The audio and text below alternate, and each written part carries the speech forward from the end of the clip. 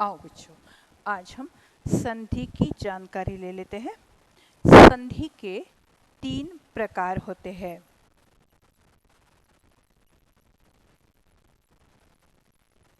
संधि का मतलब होता है 2 शब्दों का जोड़। संधि के 3 प्रकार होते हैं। तो 3 स्वर संधि,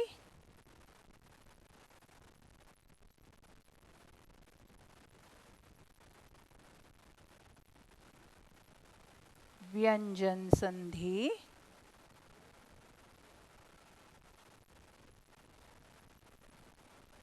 और विसर्ग संधि।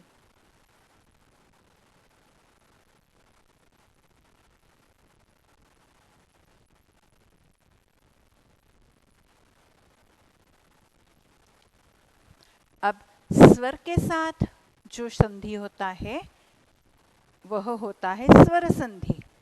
उदाहरण की ओर देखते हैं। महान, महा, धन, आत्मा। अब यहाँ हा शब्द आ इस स्वर पे समाप्त होता है और आत्मा शब्द आ से शुरू होता है। तो यहाँ पर आने वाला आ ये स्वर है और यहाँ पर आने वाला आ ये स्वर है, इसलिए दोनों स्वरों के मेल से स्वर संधि बनता है, जिसका संधि शब्द युक्त शब्द होता है महात्मा।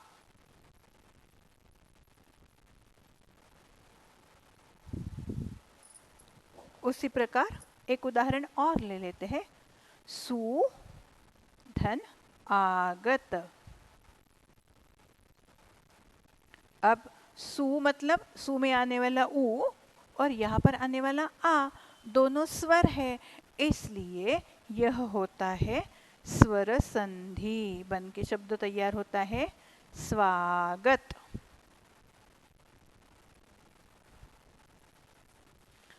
स्वर के योग से जो संधि बनता है वह होता है स्वर संधि। समझे? अब आगे चलते हैं। व्यंजन संधि।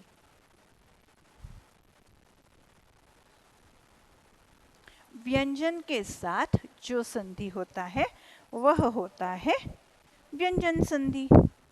सम,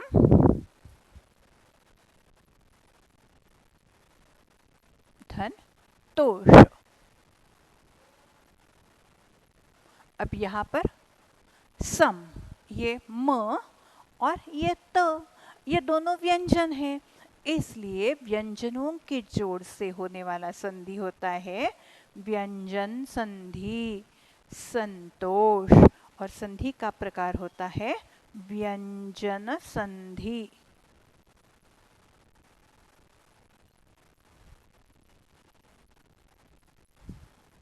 ठीक है।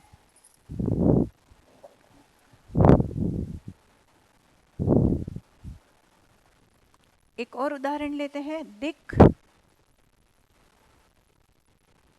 धन, दर्शक।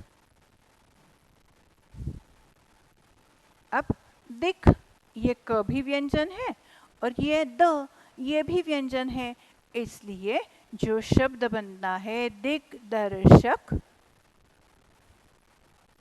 यह होता है व्यंजन संधि। व्यंजनों के योग से बनने वाला संधि होता है व्यंजन संधि। समझे? अब आगे चलते हैं। विसर्ग संधि। विसर्ग के योग से जो संधि बनता है वह होता है व्यंजन संधि। विसर्ग संधि।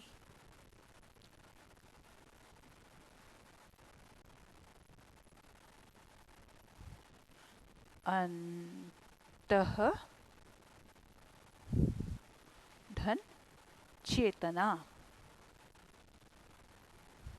अब यहाँ पर विसर्ग आया है, इसलिए यह है विसर्ग संधि। अंतश्चेतना।